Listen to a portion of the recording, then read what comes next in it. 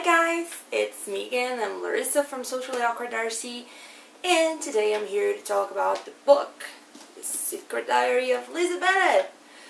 I'm kind of nervous. This is my very first book review in English, so I already am excusing myself for any misspelling or, any incorrect words. I'll try my best here. I took notes on my cell phone, so I hope I don't forget to say anything. I do believe that this review will be like an hour long or something, so I hope you guys stick with me through this. And okay, let's do this. Okay, so I really don't think I need to say what the book's about, but if you don't know by any chance, it's a book based on the web series The Lizzie Bennet Diaries, which is a modernization, I think that's correct, of Pride and Prejudice in a web series format, obviously. And as any version of Pride and Prejudice, it's the story of Lizzie Bennet and William Darcy. In this case, Lizzie is a grad student, I believe, if I'm not incorrect, and she's 24, still living at home with her parents, and suddenly there's a new neighbor, which is, as I just found out, not exactly her neighbor, that lives, in a very big house, the Netherfield State, a guy named Bing, who apparently came to town with his sister Caroline and his friend Darcy, and the Bennets, which in this version are actually only three sisters, Lydia, Lizzie, and Jane. They come across them in several occasions, and Lizzie and Darcy kind of hate each other at first, while Bing and Jane kind of fall in love, and the whole Pride and Prejudice thing. It's quite a story, and again, I don't think I need to tell you guys what this is about because you probably already know. First, I think it goes without saying that I kind of read the entire book hearing Ashley Clement's voice in my head. Like, I usually have this voice, this inner reading voice in Portuguese, which is my native language. It's most likely my own voice, and when it's in English, it's almost always something like Tom Hiddleston's voice. But this time I think it was impossible for me to not hear Ashley's voice while I was reading it. And most of it, I believe it goes because it's so Lizzie, I mean, it's the same character, so obviously you would expect it to be similar. But I never expected to read it and really see her Lizzie here, not the very same character, but like her character. The character that Ashley brought life, and it's very much what happens here, and that happens to every character. So while I was reading it, it was mostly with Ashley's voice, but as other characters came up, I was hearing their voices all in my head. It was really so much fun, and it all proves just how well written it is. If you're expecting by any chance any novelization of the web series or any modernization of the actual book, it's neither of those. The Secret Diary, it kind of works on its own, sort of. It fills in some blanks that we have while watching the series, because not everything obviously happens in camera, and when we watch costume theater or Lizzie talks about stuff, we only have her perspective, and we never get to see what really happened, and in the book now we can. So stuff like the letter that Darcy wrote and her conversations with her dad and her staying in Netherfield, it all happens in the book, which are stuff that we never got to see on camera. Does that mean that what happened in camera doesn't have any importance or doesn't happen in the book? No. But that doesn't mean that like all the videos are here. Some of them, the most important, I may say, they are, we have the transcripts here in the book. So in episodes like 98, which is like a big deal, we have the transcript for the exact lines and what we saw in the video. And in others, they are just mentioned, like the episode where Ricky makes the proposal to Lizzie. It's mentioned, but only superficially. She mentions that it happens, and it focuses more on her interaction with Charlotte afterwards. And others, you know, just goes through with it, you know, several days, and she talks about filming, but not specifically what she filmed, but still by the dates and also by, you know, what's happening. You can sort of like fill in the blanks yourself if you watch it. Which kind of leads me to the question, can anyone who never saw the series actually read the book? I don't know. Because I have watched it and because I have started marathoning the episodes, it kind of just, you know, it's all the same thing for me. So while I was reading it, I was thinking about the episodes and filling in the blanks and comparing everything that happened. It's really difficult for someone who has watched it to just think about it separately. And if we think about it, really, the book was made for and because of the fans. So I really don't know if anyone who didn't watch the show will fully understand it until they do.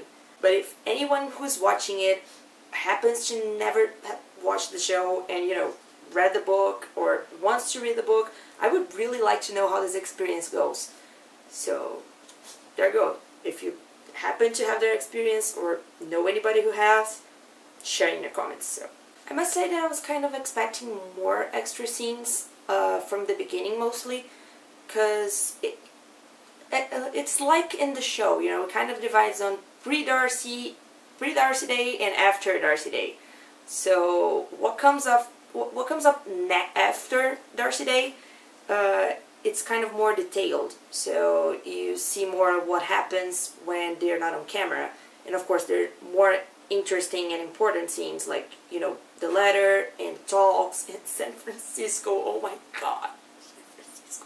You guys have no idea. I mean, it hurt a lot when we were like seeing the photos on Twitter and, you know, following the whole thing and just knowing that they were like walking around in San Francisco. But reading it, it's insanely,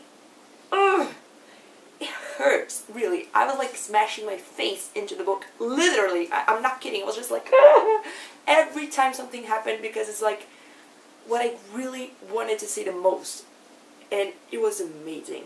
It really, really was amazing. And there are so many other stuff like this post Darcy Day, and not as many as I wish before. But probably my favorite thing about The Secret Diary was that so many characters came to light, like in a totally different perspective. When we're watching the videos, we pretty much just get Lizzie, you know, you get her perspective and you get her voice and her thoughts and her point of view on the situations and her costume theater, and occasionally you kind of get a glimpse on the other characters, but also they are a very limited glimpse, you know, because Lydia is such a show-off in front of the camera, and Jane is the extreme opposite, you know, she's closed, she's not so much like as outgoing in front of the camera, so they don't open up as much as Lizzie.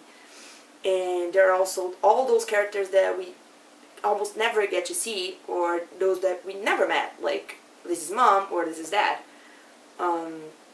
And they all have such a huge importance in the book and in the story as general. And in the book, I feel like they kind of became more and more real to me.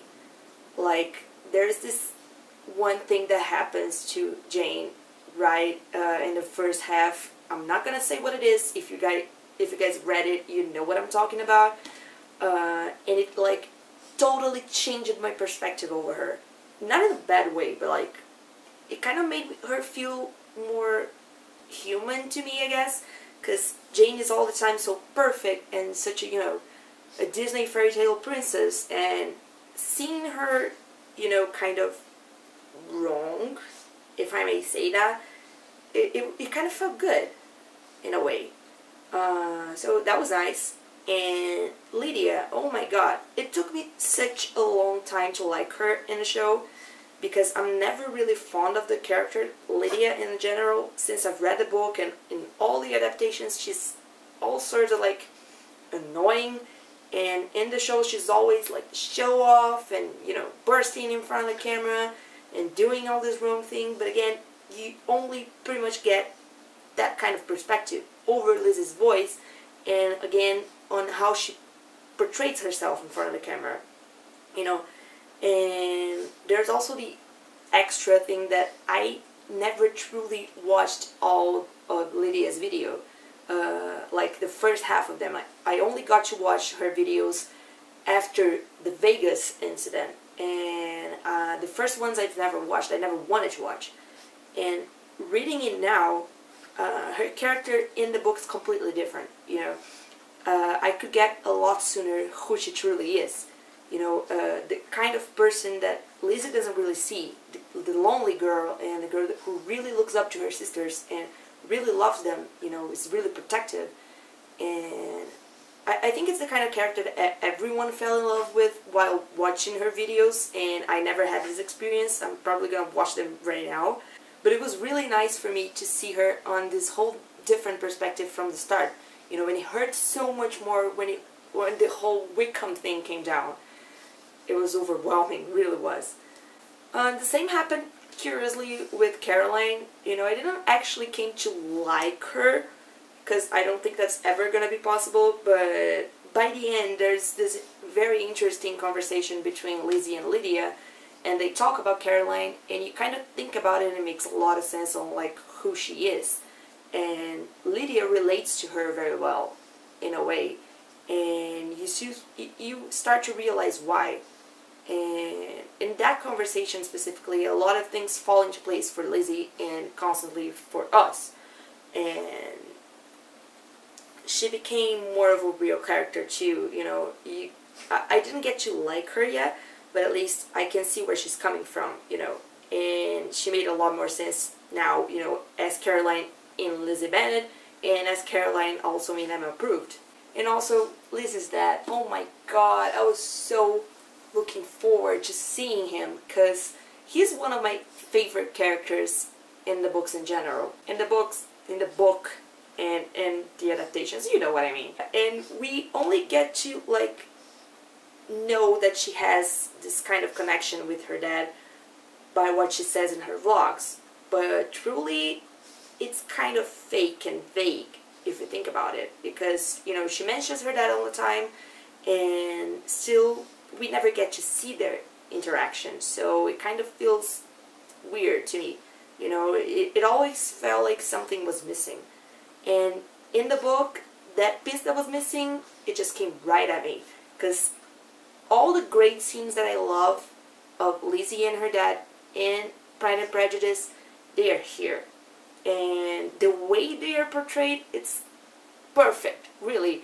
It makes sense in the Lizzie Bennet Diaries universe, and it makes sense on Pride and Prejudice universe, and on our 21st century reality universe. It's really well written and really well built, and I loved it. It was honestly one of my favorite parts.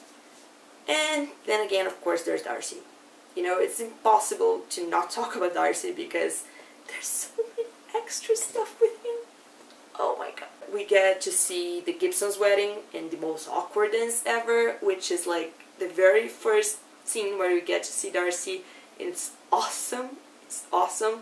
And there's so much more to that. There's like all the little awkward encounters, you know, at Mr. Berg's house and in San Francisco, and every talk and every chat and whatever comes after episode 98. There's this one sentence that really killed me. I don't want to spoil everything, guys, but there's so much in this book that is like really difficult to handle all the emotions.